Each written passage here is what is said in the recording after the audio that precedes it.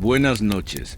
Esta noche te invito a acomodarte en tu lugar más cómodo, ajustar tu almohada y permitir que tu respiración se vuelva más lenta y profunda mientras embarcamos juntos en un viaje hacia los laboratorios polvorientos y las mentes curiosas del Renacimiento. Antes de comenzar, si este contenido te acompaña en tus noches de descanso, considera seguir nuestro canal y dejar un me gusta. También nos encantaría saber en los comentarios qué hora es donde estás escuchando y desde qué rincón del mundo nos acompañas esta noche. Tu presencia hace que cada historia sea más especial. Imagínate, si puedes, las calles empedradas de una ciudad europea del siglo XVI. El aire nocturno lleva consigo el aroma de velas de cebo que se consumen lentamente, mezclado con el olor terroso de la humedad que se filtra por los muros de piedra. En algún lugar, detrás de una ventana con postigos entreabiertos, una luz dorada parpadea mientras un hombre encorvado sobre libros antiguos murmura fórmulas en latín. Esta noche, exploraremos el mundo fascinante y peculiar de los alquimistas renacentistas, esos personajes excéntricos que dedicaron sus vidas a perseguir lo imposible, a transformar lo ordinario en extraordinario y a desentrañar los secretos que la naturaleza guardaba celosamente. No eran simples charlatanes ni magos de feria, sino estudiosos profundamente comprometidos con su arte, hombres y mujeres que veían en cada metal, en cada cristal, en cada gota de mercurio, las pistas hacia la comprensión del universo mismo. Mientras te instalas más cómodamente, permíteme guiarte hacia ese mundo donde la ciencia y la magia aún compartían el mismo techo, donde un laboratorio podía contener tanto un crisol de fundición como un manuscrito astrológico, donde el conocimiento se transmitía en códigos secretos y los experimentos más ambiciosos podían durar décadas enteras. Cierra los ojos y permite que tu mente viaje hasta una torre circular en los suburbios de Praga, en el año 1590. El emperador Rodolfo II ha convertido su corte en un imán para los estudiosos más excéntricos de Europa, y en esta torre, bajo techos abovedados que han visto pasar siglos, se desarrolla una de las búsquedas más ambiciosas de la humanidad. El laboratorio de un alquimista renacentista era, ante todo, un santuario de posibilidades infinitas. Imagínate entrando por primera vez en uno de estos espacios sagrados. Tus pasos resuenan suavemente sobre piedras gastadas por el tiempo, y el aire que respiras está impregnado de aromas complejos. El metálico del hierro calentado, el acre del azufre, el dulzón de hierbas desconocidas que se secan colgadas de vigas centenarias. Las paredes, construidas de piedra maciza para resistir los experimentos más intensos, están revestidas de estanterías que se extienden desde el suelo hasta perderse en las sombras del techo. Cada estante alberga frascos de vidrio soplado a mano, algunos no más grandes que tu puño, otros capaces de contener varios litros de líquidos misteriosos. El vidrio, todavía imperfecto en esa época, crea ondulaciones que distorsionan ligeramente el contenido, dándole a cada recipiente un aire de misterio adicional. En el centro del espacio, como el corazón palpitante de toda la operación, se encuentra el atanor, el horno alquímico diseñado para mantener temperaturas constantes durante días, semanas, incluso meses. No es simplemente un fogón, es una estructura cuidadosamente diseñada, construida con ladrillos refractarios dispuestos en patrones geométricos que los alquimistas creían tenían propiedades místicas. El fuego que arde en su interior no es un fuego cualquiera. Es alimentado con carbón seleccionado, maderas específicas, a veces incluso con hierbas aromáticas que se supone influían en la naturaleza de la transformación que se llevaba a cabo. Acércate mentalmente a uno de estos atanores en funcionamiento. Puedes sentir el calor radiando suavemente, no el calor agresivo de una forja, sino algo más sutil, más controlado. Es un calor que abraza, que envuelve los materiales en su interior con la paciencia de una madre que mece a su hijo. El alquimista ha aprendido a leer este calor como un músico lee una partitura. Sabe exactamente cuándo aumentar la temperatura, cuándo permitir que disminuya, cuándo mantenerla en ese punto perfecto donde la materia comienza a revelarnos sus secretos más íntimos. Los instrumentos que rodean el atanor parecen sacados de un sueño. Alambiques de formas imposibles se conectan entre sí mediante tubos de vidrio curvados en espirales hipnóticas. Retortas que bullen suavemente con líquidos de colores que no existen en la naturaleza, un verde que parece contener la esencia misma de la primavera. un azul tan profundo que podrías perderte en él como en un océano nocturno, un dorado que promete secretos de riqueza eterna. El pelícano, uno de los instrumentos más elegantes del arsenal alquímico, destila lentamente esencias puras gota a gota. Su cuello curvado, que le da el nombre del ave, permite que los vapores se condensen y regresen al matraz principal en un ciclo infinito de purificación. Hora tras hora, día tras día, el líquido circula, cada pasada eliminando impurezas, acercándose gradualmente a esa pureza perfecta que los alquimistas buscaban en todas las cosas. Pero estos laboratorios no eran solamente espacios de trabajo, eran refugios donde hombres obsesionados podían perderse durante días enteros en sus experimentos. Imagínate al alquimista Johannes Mercator, no el famoso cartógrafo, sino su primo menos conocido, pasando semanas sin salir de su laboratorio en Amberes. Su esposa le deja comida en una bandeja junto a la puerta, porque él ha perdido completamente la noción del tiempo terrestre. Para él, el tiempo se mide en las fases de sus destilaciones, en los ciclos de calentamiento y enfriamiento de sus materias primas. La luz en estos espacios tenía una calidad especial. Durante el día, se filtraba a través de ventanas altas y estrechas, diseñadas más para ventilación que para iluminación. Los alquimistas habían aprendido que ciertos experimentos requerían la ausencia total de luz solar directa. Creían que la luz podía alterar las propiedades sutiles de sus materiales. Por las noches, trabajaban a la luz de velas cuidadosamente posicionadas, y el juego de sombras que se creaba en las paredes añadía un elemento de misterio teatral a sus operaciones. Los aromas que emanaban de estos laboratorios contaban historias completas. El olor persistente del antimonio calentado se mezclaba con la fragancia de rosas que se destilaban para crear agua de rosas Philosoporum. No el agua de rosas común que usaban las damas de la corte, sino una esencia que supuestamente contenía las propiedades más sutiles de la flor. El cinabrio, ese mineral rojo brillante que contiene mercurio, desprendía un aroma metálico que se adhería a la ropa y permanecía en la piel durante días. Los sonidos de estos laboratorios creaban una sinfonía particular.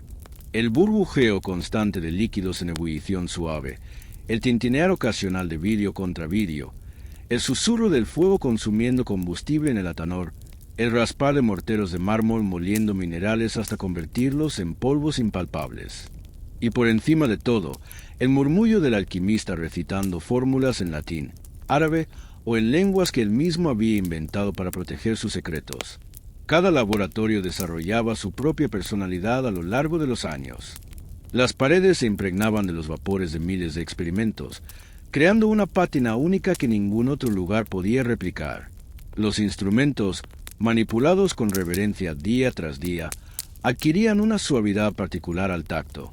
Los alquimistas desarrollaban relaciones íntimas con sus herramientas. Conocían exactamente cómo calentaba cada crisol, cómo se comportaba cada alambique, qué matices de color indicaban el éxito o fracaso de cada proceso. Y en los rincones más oscuros de estos espacios sagrados, guardados celosamente bajo llave o escondidos detrás de paneles secretos, se encontraban los tesoros más preciados, los manuscritos. Libros copiados a mano que contenían las fórmulas de maestros anteriores, diagramas que supuestamente revelaban la estructura secreta del universo, recetas para crear no solo oro, sino vida misma. Estos textos, escritos en códigos que solo los iniciados podían descifrar, representaban siglos de conocimiento acumulado, de experimentos fallidos y éxitos parciales, de teorías que desafiaban todo lo que el mundo oficial consideraba posible. El tiempo en estos laboratorios transcurría de manera diferente. No era el tiempo marcado por las campanas de la catedral o por la posición del sol en el cielo, sino un tiempo interior marcado por los ritmos de la transformación. Un experimento para crear la piedra filosofal podía requerir 40 días de destilación continua, seguidos por otros 40 de enfriamiento gradual. El alquimista aprendía a sincronizar su vida con estos ciclos, durmiendo cuando los materiales descansaban, despertando cuando necesitaban atención. Y así, mientras la ciudad dormía a sus pies, mientras los comerciantes cerraban sus tiendas y los nobles se retiraban a sus aposentos, el alquimista continuaba su vigilia silenciosa, custodiando secretos que creía podrían cambiar el mundo, respirando aires cargados de posibilidades infinitas, viviendo en la frontera misma entre lo conocido y lo imposible. Ahora que has respirado el aire denso de estos laboratorios místicos, permíteme presentarte a los hombres y mujeres que dedicaron sus vidas a habitar estos espacios. Porque los alquimistas del Renacimiento no eran figuras uniformes cortadas por el mismo patrón. Cada uno desarrolló su propia versión particular de excentricidad, sus propias obsesiones que los consumían con la intensidad de una llama que nunca se apaga. Comencemos nuestro recorrido por estos personajes en la corte del emperador Rodolfo II en Praga, donde hacia 1600 se había reunido la colección más extraordinaria de mentes peculiares que Europa hubiera visto jamás. Imagínate caminando por los pasillos del castillo de Radani en una tarde de invierno. El frío se filtra por las piedras centenarias, pero en ciertas habitaciones el aire está cálido y cargado de vapores extraños. En una de estas habitaciones encuentras a Yondi, el matemático y ocultista inglés que había servido como consejero de la reina Isabel I antes de exiliarse en tierras bohemias. Dee, ya anciano para los estándares de la época, se acerca a los 70 años, pero su mente sigue siendo tan aguda como el filo de una navaja recién afilada. Su obsesión particular no es tanto la transmutación de metales, sino la comunicación con entidades angelicales que, según él, le dictan las fórmulas más secretas del universo. Observa sus hábitos diarios. Cada mañana, antes del amanecer, Dee se levanta y realiza un ritual de purificación que incluye lavarse las manos exactamente 7 veces con agua bendecida con sal marina.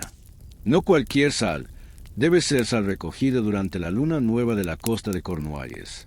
Luego se viste con una túnica blanca que nunca ha conocido el contacto con colorantes artificiales, solo el blanco natural de la lana de corderos que han pastado en campos que nunca han sido trabajados con herramientas de hierro. Su método de trabajo es igualmente ritualizado.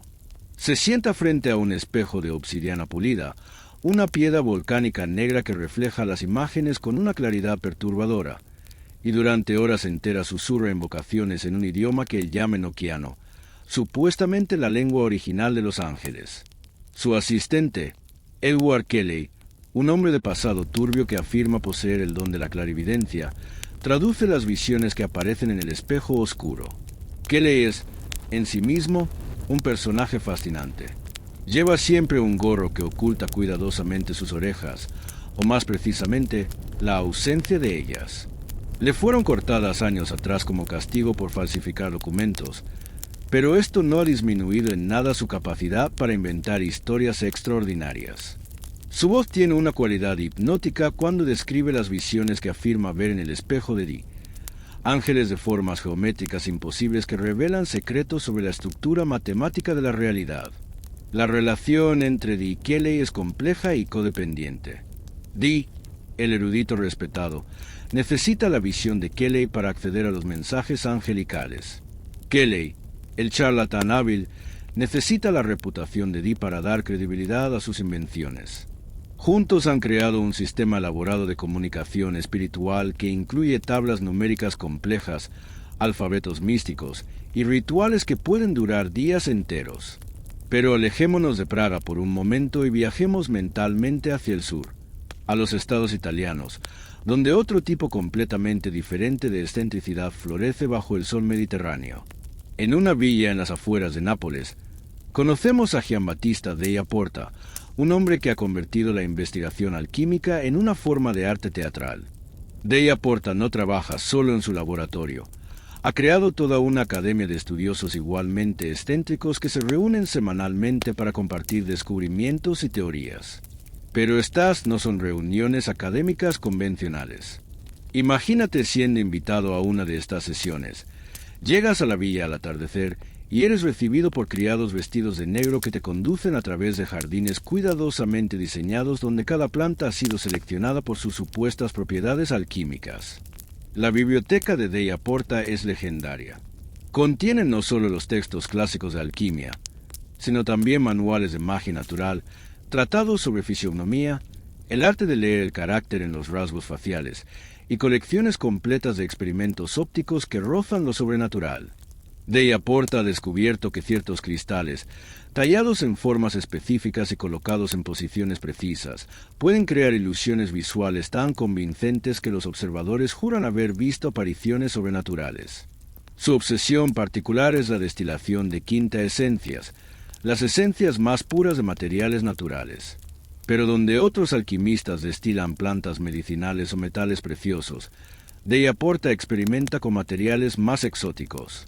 Ha intentado destilar la esencia de la luz lunar, exponiendo bandejas de agua pura a la luna llena durante ciclos completos, luego evaporando lentamente el líquido hasta que queda apenas una gota de concentrado plateado. Sus experimentos con perfumes alquímicos son igualmente elaborados. Cree firmemente que los aromas pueden alterar no solo el estado de ánimo, sino la naturaleza misma de quien los inhala. Ha creado una fragancia que supuestamente induce visiones proféticas, una mezcla de incienso destilado, aceite de rosas recogidas al amanecer y una sustancia misteriosa que obtiene de conchas marinas encontradas solo durante las tormentas. Pero quizás el personaje más fascinante de todos sea una mujer cuyo nombre la historia ha intentado borrar repetidamente. María la profetisa, también conocida como Miriam la alquimista. Aunque vivió siglos antes del Renacimiento, su influencia permea toda la alquimia renacentista y varios alquimistas de la época afirman haber encontrado manuscritos perdidos que contienen sus fórmulas secretas. Imagínate los relatos que circulan sobre ella en los círculos alquímicos del siglo XVI. Se dice que María había descubierto el secreto de la destilación al vapor después de observar cómo se comportaban los líquidos cuando los cocinaba en ollas con tapas especialmente diseñadas. Su baño María, un método de calentamiento suave que todavía lleva su nombre, revolucionó la práctica alquímica al permitir temperaturas precisas y constantes que antes eran imposibles de mantener.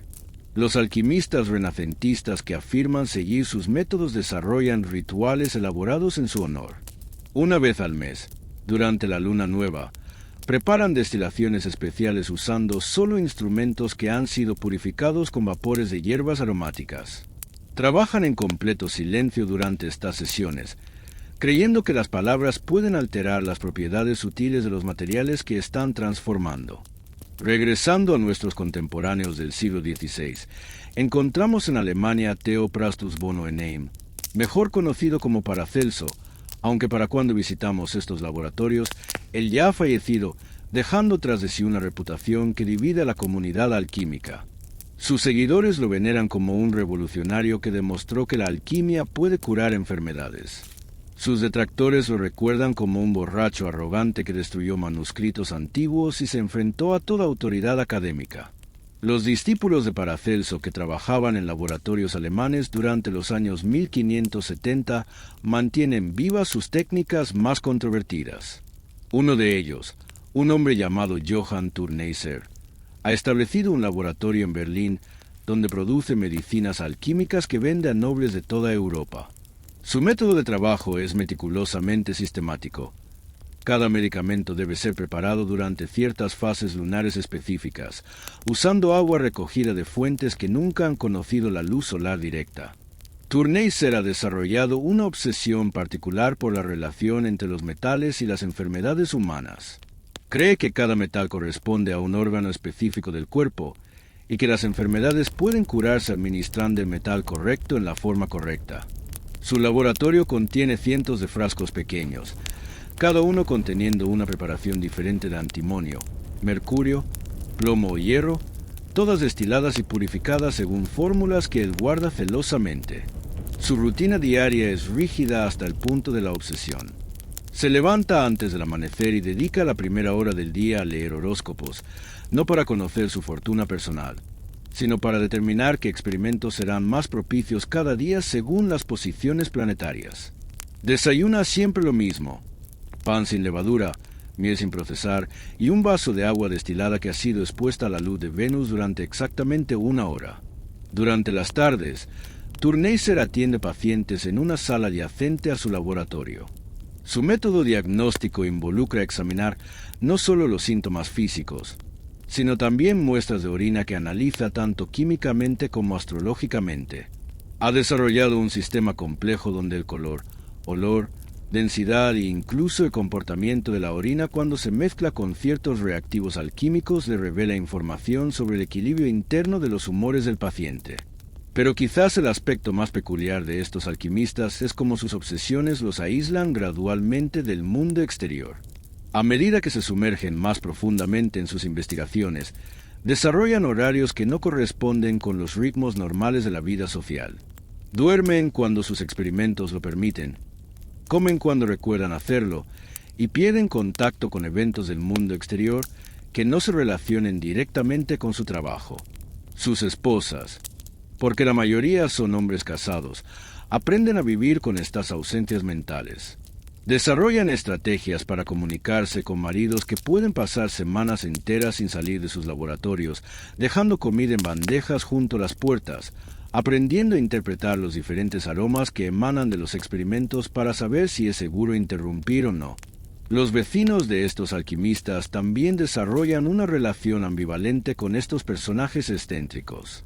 Por un lado, los respetan como eruditos y ocasionalmente buscan sus servicios para preparar medicinas o consultar sobre asuntos que la medicina convencional no puede resolver. Por otro lado, los aromas extraños, los ruidos nocturnos y las visitas de personajes igualmente peculiares crean una atmósfera de sospecha y curiosidad que nunca se disipa completamente. Y así, estos hombres y mujeres extraordinarios continuaban sus búsquedas solitarias, cada uno desarrollando su propia versión particular de la obsesión alquímica, cada uno convencido de que estaba a punto de descubrir secretos que cambiarían para siempre la comprensión humana del universo, viviendo vidas que oscilaban constantemente entre la genialidad y la locura, entre el descubrimiento genuino y el autoengaño elaborado. Ahora que has conocido a estos personajes fascinantes, permíteme guiarte hacia el corazón mismo de su obsesión: los experimentos.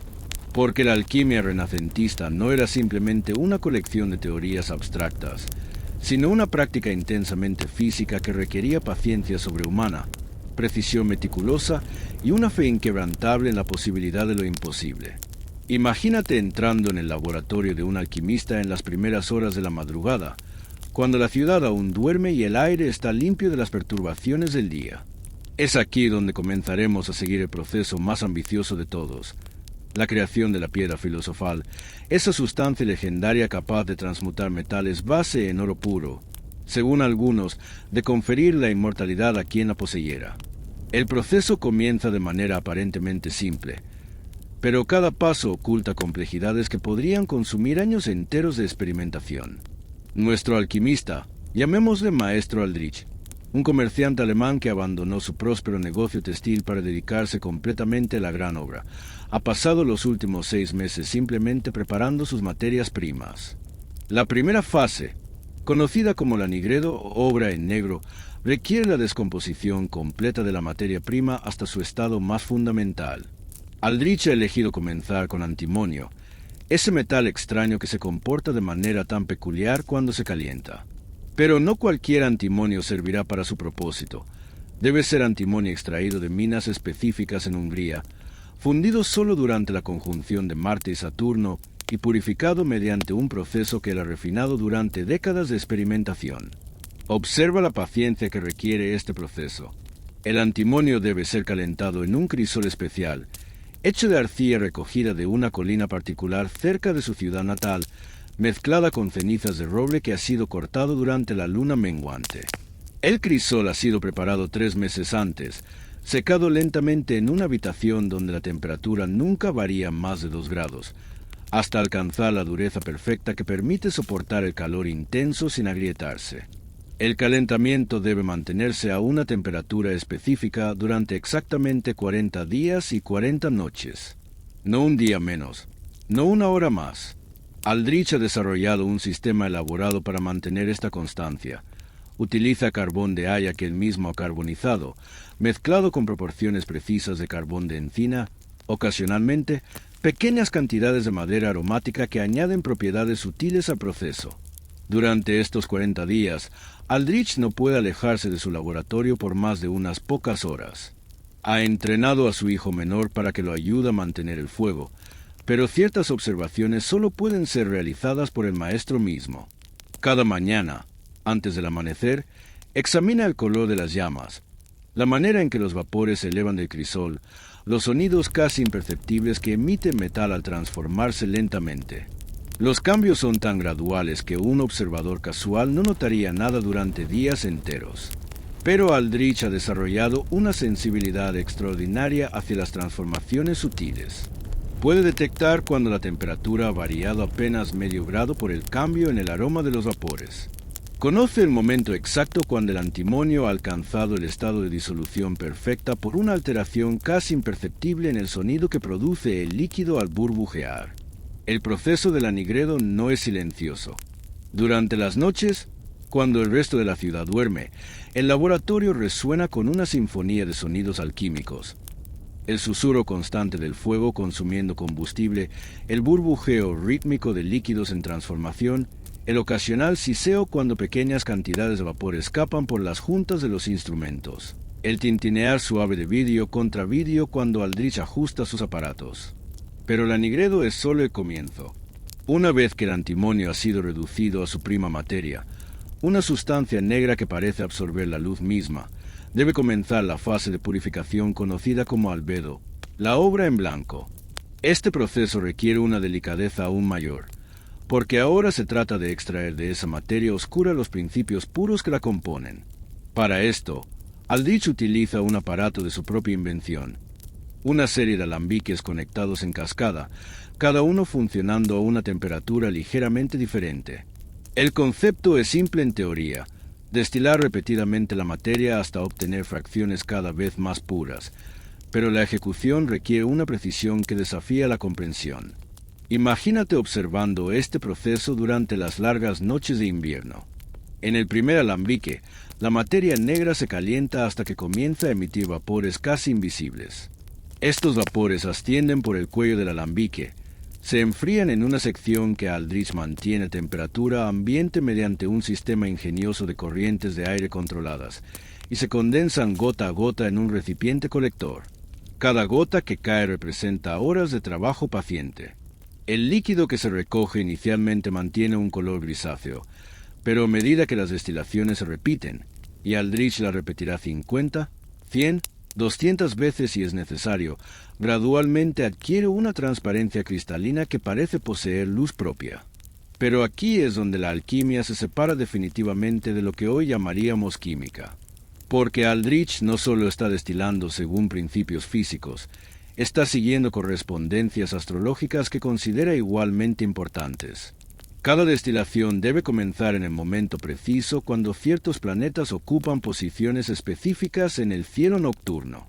Para esto, mantiene un astrolabio de bronce pulido junto a su banco de trabajo y varias veces durante cada noche interrumpe sus observaciones para calcular las posiciones planetarias. Mercurio debe estar ascendente cuando comience la destilación del principio mercurial de su materia. Venus debe dominar el cielo cuando trabaje con los aspectos relacionados con la belleza y la armonía de la transformación. Estos cálculos astronómicos añaden otra capa de complejidad temporal a experimentos que ya son extraordinariamente demandantes. Aldrich puede tener todo preparado para una destilación crucial, pero si los planetas no están en conjunción favorable, debe esperar días o incluso semanas antes de proceder. Durante estos periodos de espera, dedica su tiempo a preparar materiales para experimentos futuros, a estudiar manuscritos antiguos en busca de técnicas mejoradas o simplemente meditar sobre los procesos que está llevando a cabo. La meditación, de hecho, es considerada una parte integral del trabajo alquímico.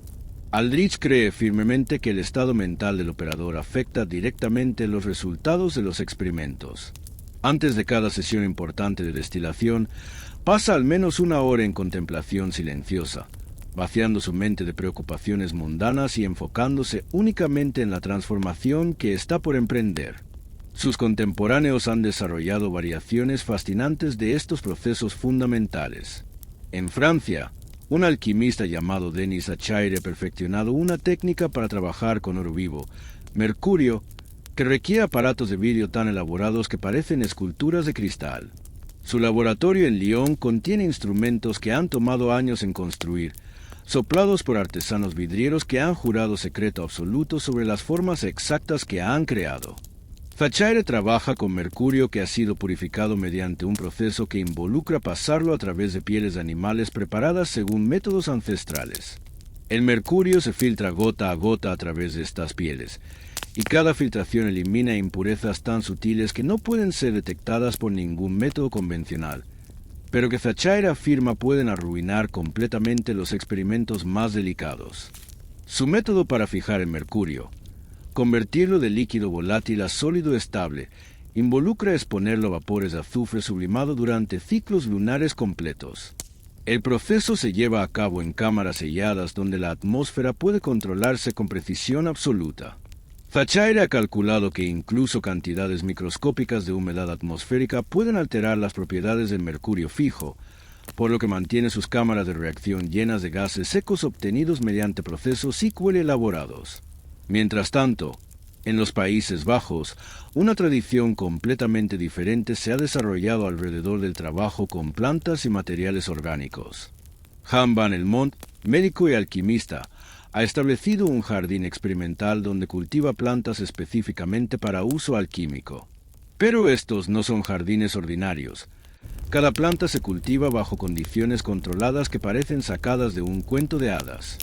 Van Helmont cree que las plantas pueden ser educadas alquímicamente para concentrar principios específicos en sus tejidos. Sus rosas se cultivan en tierra que ha sido tratada con esencias minerales destiladas, regadas con agua que ha sido expuesta a luz lunar durante meses enteros y podadas solo durante ciertas fases astrológicas que favorecen el crecimiento de las cualidades que él busca extraer. Su proceso para destilar esencias vegetales es igualmente meticuloso. Las plantas deben ser recogidas en el momento exacto cuando contienen la máxima concentración de principios activos, generalmente justo antes del amanecer, cuando el rocío aún las cubre pero el sol no ha comenzado a evaporar los aceites volátiles. Van Helmont ha desarrollado técnicas de destilación que pueden extraer esencias tan concentradas que una sola gota puede perfumar una habitación entera durante días. Pero quizás los experimentos más ambiciosos de todos son aquellos que buscan crear vida artificial. En laboratorios secretos dispersos por toda Europa, alquimistas han emprendido proyectos que desafían no solo las leyes de la naturaleza conocida, sino también las enseñanzas de la Iglesia sobre la prerrogativa divina de crear vida. Uno de estos experimentos, llevado a cabo en un castillo aislado en los Alpes suizos, involucra el intento de crear un homúnculo, un ser humano artificial creado enteramente mediante procesos alquímicos. El procedimiento, según manuscritos secretos que circulan en los círculos más reservados, requiere comenzar con esperma humano que debe ser fermentado en estiércol de caballo durante exactamente 40 días. El proceso es repugnante incluso para los estándares de la época, pero el alquimista que lo lleva a cabo, cuyo nombre la historia ha borrado prudentemente, lo considera el experimento más sagrado al que puede dedicar su vida. Después de la fermentación inicial, la materia debe ser nutrida con sangre humana destilada y mantenida a temperatura corporal constante durante meses adicionales. Lo que hace estos experimentos particularmente fascinantes no es tanto su probabilidad de éxito, que incluso los alquimistas más optimistas admiten es remota, sino la meticulosidad científica con la que se llevan a cabo. Cada variable es controlada, cada observación es registrada, cada resultado parcial es analizado exhaustivamente para determinar modificaciones que podrían mejorar los procedimientos futuros. Los registros de laboratorio de estos alquimistas revelan mentes que operan con una lógica interna perfectamente coherente, incluso cuando persiguen objetivos que parecen imposibles. Documentan variaciones de temperatura con precisión de fracciones de grado, registran cambios de color utilizando vocabularios descriptivos extraordinariamente sofisticados y mantienen cronologías detalladas que relacionan cada evento en sus experimentos con posiciones planetarias, fases lunares y condiciones atmosféricas. Y así transcurren las estaciones en estos laboratorios dedicados a lo imposible. Primaveras enteras pasan mientras los alquimistas esperan que sus materias primas alcancen estados de pureza perfecta. Veranos completos se consumen en destilaciones que producen apenas unas gotas de esencia concentrada. Otoños e inviernos se suceden mientras experimentos ambiciosos avanzan gota a gota, cambio microscópico tras cambio microscópico, hacia objetivos que permanecen siempre tantalizadoramente fuera del alcance, pero nunca lo suficientemente lejanos como para desalentar la esperanza de que el próximo refinamiento, la siguiente purificación, la destilación siguiente, finalmente revelará los secretos que han eludido a la humanidad durante milenios. Mientras te acomodas más profundamente en tu lugar de descanso, permíteme llevarte hacia el aspecto más fascinante de esta historia. Como estos experimentos aparentemente inútiles, estas obsesiones que parecían condenadas al fracaso, sembraron las semillas de descubrimientos que cambiarían el mundo de maneras que sus creadores nunca pudieron imaginar. Imagínate visitando el laboratorio de Maestro Aldrich 20 años después de que comenzara su búsqueda de la piedra filosofal. Sus cabellos, ahora completamente blancos, enmarcan un rostro surcado por décadas de concentración intensa y noches de vigilia. Sus manos, manchadas permanentemente por los ácidos y minerales con los que ha trabajado durante tanto tiempo, se mueven con la precisión de un cirujano mientras manipula instrumentos que ha refinado hasta la perfección. Aldrich nunca encontró la piedra filosofal, pero en su búsqueda persistente ha desarrollado técnicas de purificación de metales que superan cualquier cosa que los artesanos convencionales puedan lograr. Su antimonio purificado es tan puro que otros metalurgistas viajan desde ciudades lejanas para comprarlo. Sus métodos de destilación han producido ácidos de una concentración y limpieza nunca antes vista, sustancias que los médicos empiezan a utilizar para preparar medicinas de efectividad sorprendente. Sin darse cuenta completamente de lo que ha logrado, Aldrich ha contribuido a sentar las bases de lo que eventualmente se convertirá en la química moderna. Sus registros meticulosos de temperaturas, tiempos de reacción y proporciones exactas de materiales representan algunos de los primeros ejemplos de metodología científica rigurosa aplicada a la transformación de la materia. Más importante aún, su hijo menor, que pasó años ayudándolo a mantener el fuego del atanor, ha absorbido no solo las técnicas específicas, sino también la mentalidad experimental de su padre. Cuando eventualmente establezca su propio taller, aplicará estos métodos no a la búsqueda de oro alquímico, sino a problemas prácticos de metalurgia que beneficiarán a toda la comunidad. Viajemos ahora mentalmente hacia el laboratorio de Denis Fachaire en Lyon, donde sus experimentos elaborados con mercurio han tenido consecuencias igualmente inesperadas. Fachaire nunca logró fijar el mercurio en oro, pero sus técnicas para purificar y manipular este metal líquido han revolucionado la fabricación de espejos y instrumentos científicos. Sus métodos para crear amalgamas, mezclas de mercurio con otros metales, han dado lugar a nuevas técnicas de extracción minera que permiten recuperar oro y plata de minerales que antes se consideraban demasiado pobres para ser económicamente viables. Mineros de toda Europa empiezan a adoptar variaciones de sus procesos, sin saber que están utilizando técnicas desarrolladas originalmente para perseguir quimeras alquímicas. Pero quizás el ejemplo más conmovedor del legado inesperado de la alquimia se encuentra en un convento en las afueras de París, donde una monja llamada Sor Marie de Sanges ha pasado décadas aplicando técnicas alquímicas a la preparación de medicinas para los pobres y enfermos de su comunidad. Sor Marie nunca buscó la piedra filosofal, ni intentó transmutar metales. Su interés en la alquimia surgió de una necesidad práctica. En una época donde las medicinas efectivas eran caras y difíciles de obtener, ella vio en las técnicas de destilación y purificación alquímicas una manera de extraer principios curativos de plantas comunes que crecían en el jardín del convento. Su enfoque era meticuloso pero pragmático. Utilizaba los mismos métodos de destilación que los alquimistas empleaban para purificar metales, pero los aplicaba a hierbas medicinales como la manzanilla, la lavanda y el tomillo. Sus tinturas eran extraordinariamente concentradas y efectivas, capaces de curar infecciones que resistían otros tratamientos disponibles. Lo que hace el trabajo de Sor Marie particularmente notable es cómo documentó sus experimentos. A diferencia de muchos alquimistas que envolvían sus descubrimientos en simbolismo místico, ella mantuvo registros claros y precisos de qué plantas utilizaba, cómo las procesaba y qué efectos producían sus preparaciones en diferentes tipos de enfermedades. Sus notas, escritas en un latín claro y directo, describen experimentos controlados donde administraba diferentes concentraciones de sus tinturas a pacientes con síntomas similares, observaba cuidadosamente los resultados y modificaba sus procedimientos basándose en lo que había aprendido. Sin saberlo, estaba pionera en métodos que se acercan notablemente a lo que hoy reconoceríamos como ensayos clínicos rudimentarios. El jardín medicinal de Sor Marie se convirtió en un laboratorio viviente donde experimentaba con diferentes métodos de cultivo para maximizar las propiedades curativas de sus plantas. Había observado que las mismas especies de hierbas, cultivadas bajo diferentes condiciones, producían tinturas de potencias muy diferentes y dedicó años a determinar los factores que influían en estos resultados. Sus descubrimientos sobre la relación entre el momento de la cosecha y la potencia medicinal de las plantas coincidían a menudo con las creencias astrológicas de los alquimistas tradicionales, pero por razones completamente diferentes.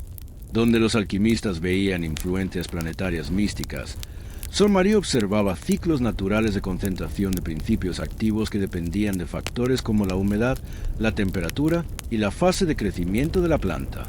Mientras tanto, en Inglaterra, Yondi había fallecido años atrás, pero su biblioteca extraordinaria había sido preservada y continuaba influyendo en una nueva generación de estudiosos.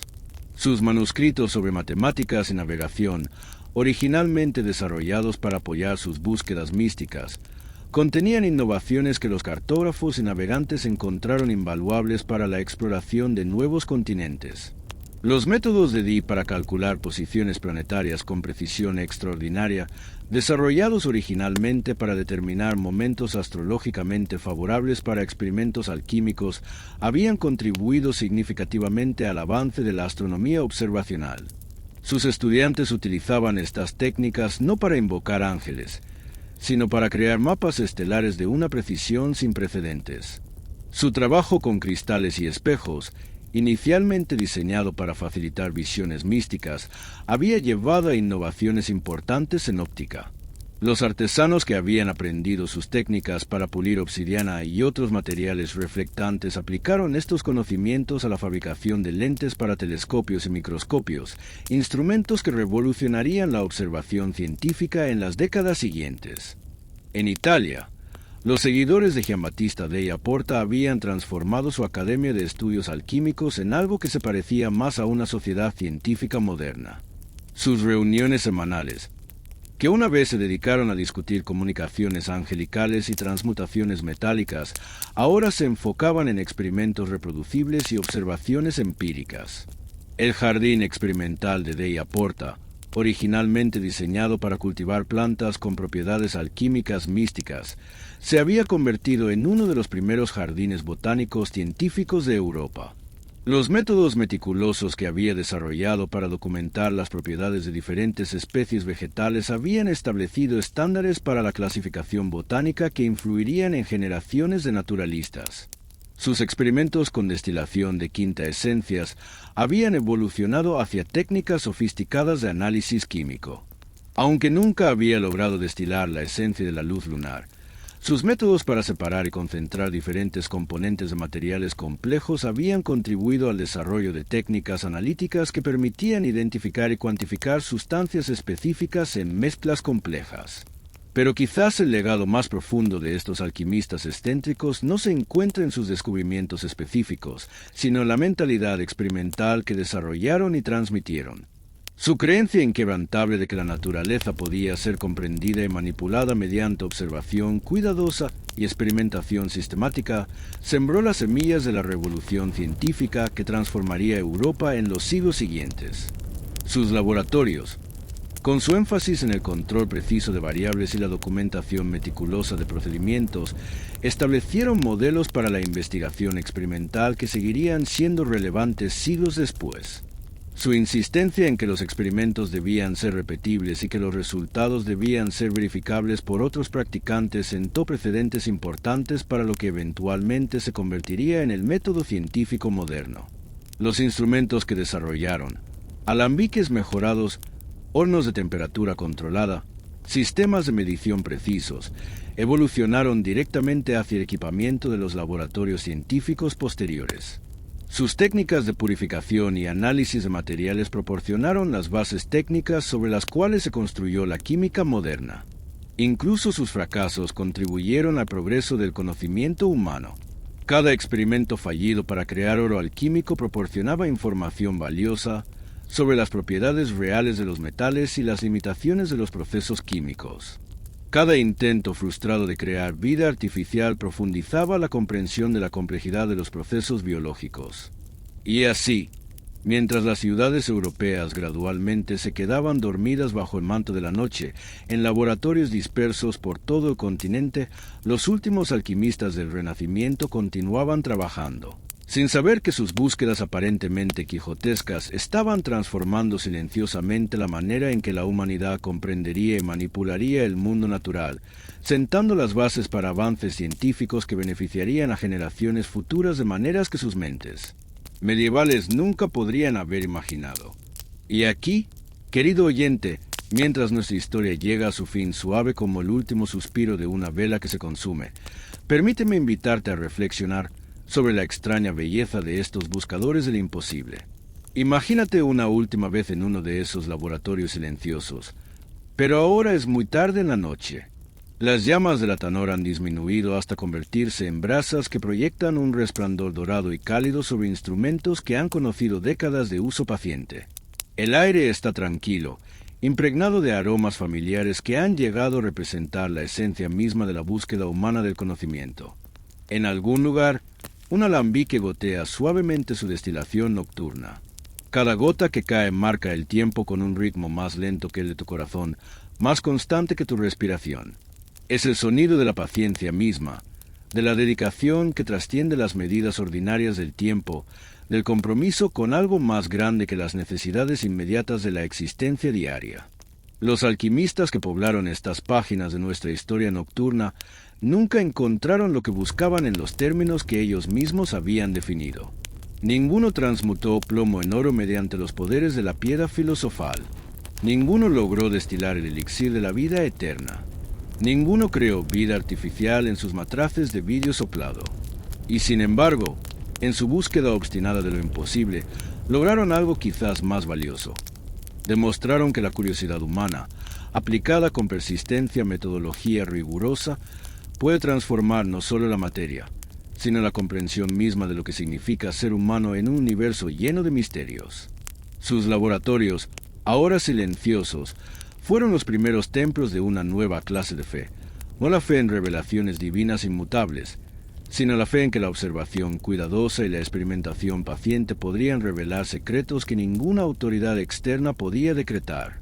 Esta fue, tal vez, la transmutación más importante de todas, la transformación de la manera en que nuestra especie concibe el conocimiento mismo. Mientras te hundes más profundamente en la comodidad de tu descanso nocturno, considera la distancia extraordinaria que separa tu mundo del de estos buscadores medievales. Donde ellos trabajaban a la luz de velas vacilantes, tú tienes electricidad que convierte la noche en día con el simple toque de un interruptor. Donde ellos calentaban sus experimentos con fuegos alimentados a mano durante días interminables, tú tienes dispositivos que mantienen temperaturas precisas automáticamente. Donde ellos pasaban años enteros destilando esencias gota a gota, esperando pacientemente cambios que podían ser casi imperceptibles, tú vives en un mundo donde las transformaciones ocurren a velocidades que habrían parecido mágicas a sus ojos acostumbrados a los ritmos lentos de la naturaleza.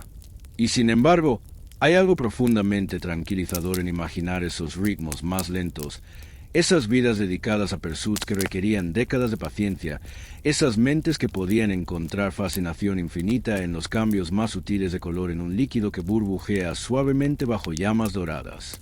En nuestro mundo de gratificación instantánea y cambios constantes, existe algo casi terapéutico en contemplar la serenidad de un alquimista que puede pasar una tarde entera observando cómo se forma un cristal, grano microscópico por grano microscópico, en una solución saturada mantenida en equilibrio perfecto.